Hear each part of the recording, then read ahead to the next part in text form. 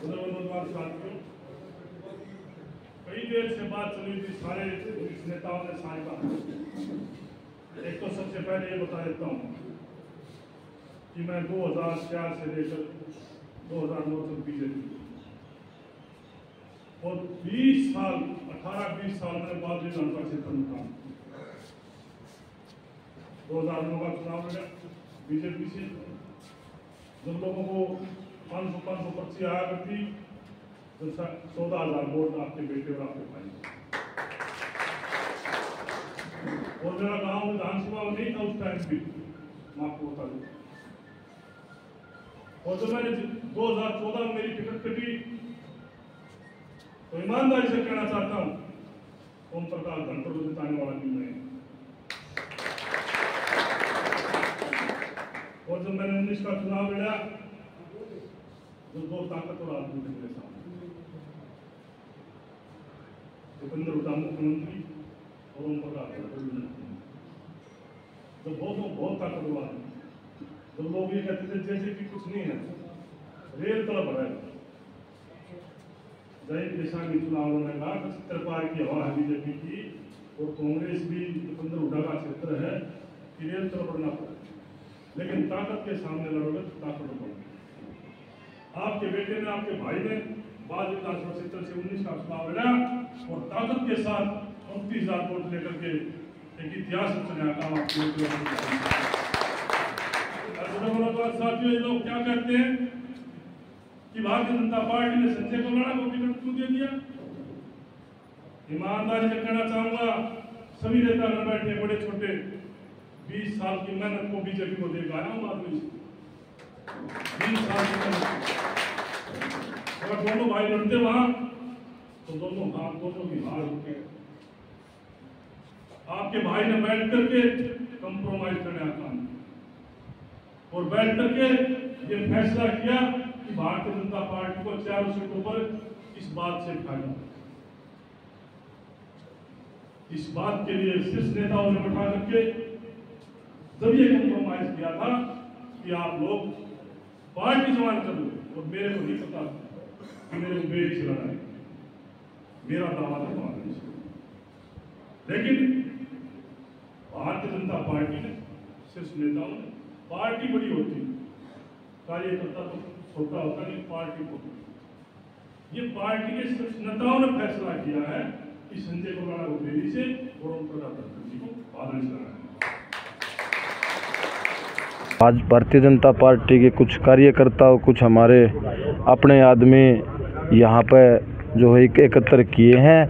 हमने एक जो है बात अपनी पार्टी के आला कमान तक पहुँचानी है कि बेरी विधानसभा क्षेत्र के अंदर ये जो प्रत्याशी यहाँ पे दिया है, ये बाहरी प्रत्याशी है। बेरी विधानसभा के अंदर इनका कोई, इनकी कर्म भूमि नहीं है, ना यहाँ इनका रहना है, रेजिडेंस है, ना इनका हमारे हलके में गांव है, ना इनके गोत्र का कि सिंगल वोट भी बेरी हलके के अंदर है।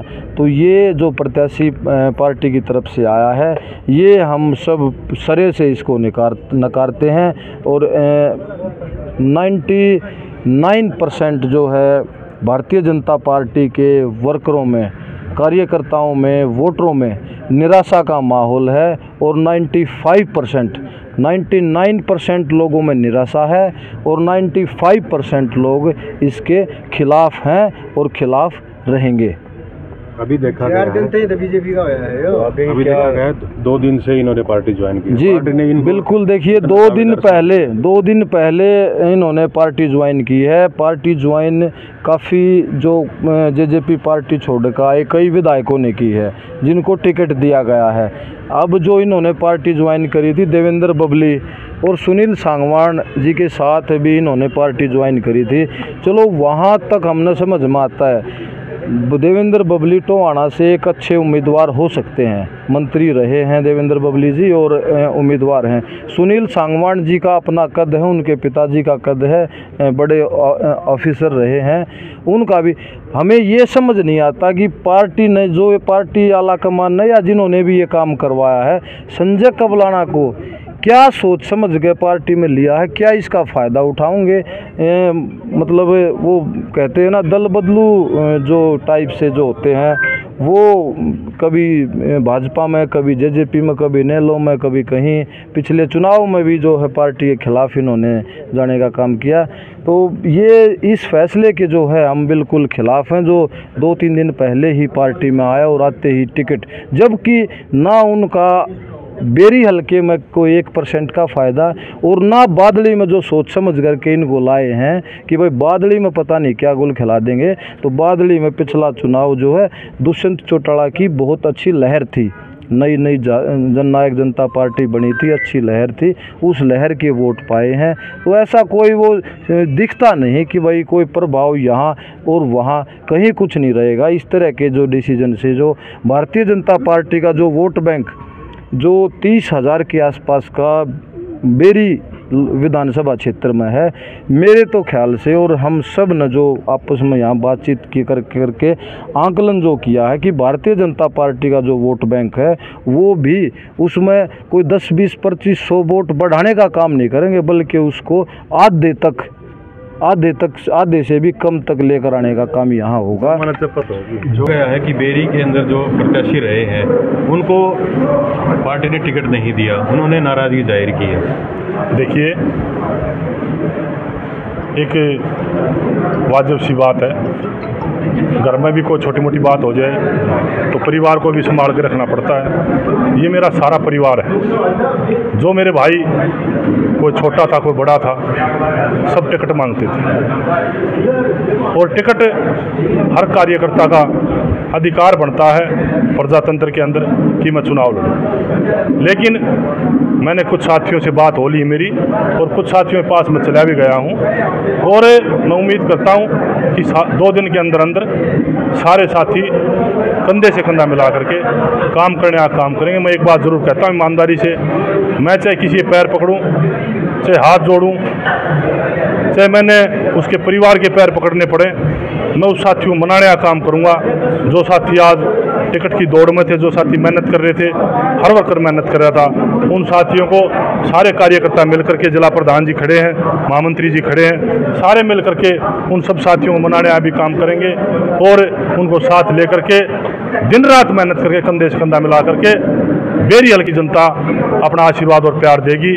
और जब जिस दिन वोट पड़ेंगी उस दिन अपना कमल का बटन दबा करके अपने बेटे और अपने भाई को, सभी कार्यकर्ताओं को मजबूती से, मैं ये कहता हूँ, सबका साथ लेकर के ये बेरी हल्के जनता विधानसभा में भेजने का काम करें।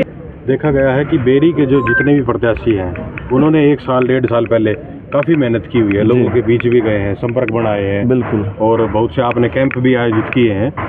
उनका श्रेय जो है वो दूसरों पर मिलता है। देखिए, किसी को किसी का श्रेय नहीं जाता।